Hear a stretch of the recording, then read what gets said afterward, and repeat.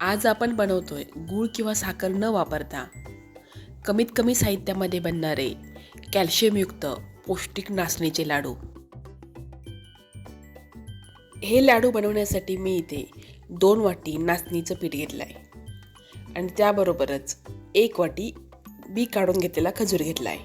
म्हणजे जेवढा आपण खजूर घेऊ त्याच्या दुप्पट नाचणीचं पीठ घ्यायचं आहे.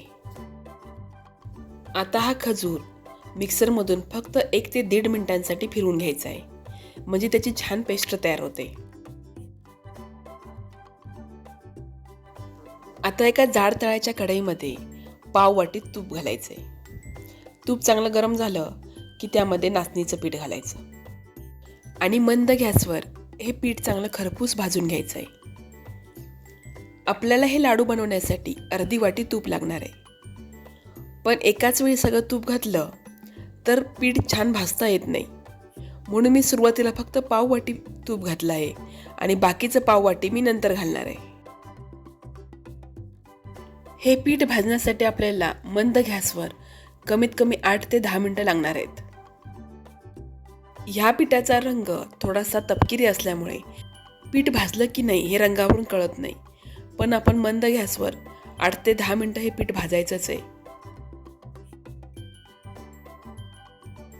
आता आपण पीठ भाजायला सुरुवात करून 6 ते 7 मिनिटं झाले आहेत. आता मी त्यामध्ये उरलेलं जे पाववाटी तूप होतं ते घालणार आहे. आता इथे मी सगळं पाववाटी तूप घातलं नाही, त्यामध्ये 1 चमचा तूप मी बाजूला ठेवून दिला आहे, कारण आपल्याला खजूर भाजण्यासाठी पुन्हा तूप लागणार आहे. तूप घातल्यानंतर पुन्हा 2 ते 3 मिनिटांसाठी हे पीठ आपल्याला भाजून घ्यायचं आहे. पिठाचा एकत्र गोळा व्हायला लागला आणि पिठाला कडेनं तूप सुटायला लागलं की समजायचं की आपलं पीठ अगदी व्यवस्थित भाजून तयार आहे. आता हे पीठ कढईमधून काढून घ्यायचं आणि त्याच कढईमध्ये 1 चमचा तूप घालायचं आणि आता तुपामध्ये आपण जी खजूरची पेस्ट बनवून घेतली होती ती पेस्ट घालायची आणि फक्त 2 ते 3 मिनिटांसाठी परतून घ्यायची. ही खजूरची पेस्ट थोडी चिकट असल्यामुळे परतताना थोडा त्रास होतो. जर तुम्हाला असं जमत नसेल तर तुम्ही सुरुवातीला खजूर तुपामध्ये परतून घ्या आणि मग मिक्सरला त्याची पेस्ट करून घ्या. खजूरची पेस्ट परतून झाले की गॅस बंद करायचा आणि त्यामध्ये भाजून घेतलेलं नाचणीचं पीठ घालायचं. आता नाचणीचं पीठ आणि खजूरची पेस्ट चांगली एकजीव करून घ्यायची. आपण गॅस बंद केलेला आहे, पण आपली कढई गरम आहे. आता पुन्हा गॅस चालू करायचा नाही. हे मिश्रण चांगलं एकजीव करण्यासाठी आपल्याला 2 ते 3 मिनिटं लागतील. आपण गॅस बंद केलेला असल्यामुळे हळूहळू ही कढई थंड होईल आणि जसं ही कढई थंड होईल तसं आतील मिश्रणही थंड व्हायला लागेल.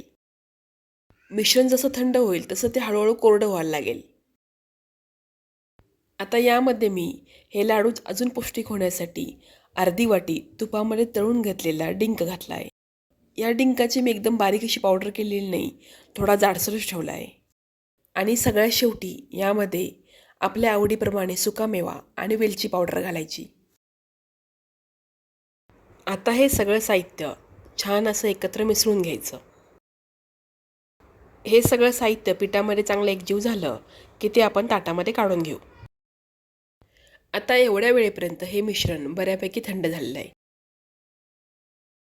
हे मिश्रण पूर्ण थंड होण्याची वाट पाहायची नाही.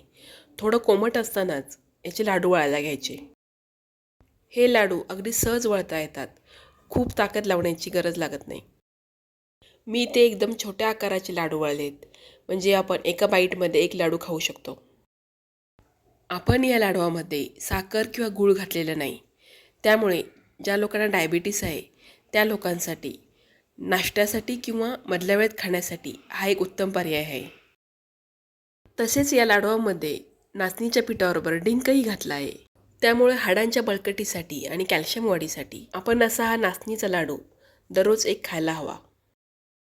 मी ते जे प्रमाण घेतलं आहे त्यामध्ये 19 लाडू तयार झाले आहेत आणि हे बनवण्यासाठी मला अर्धा तास लागला आहे.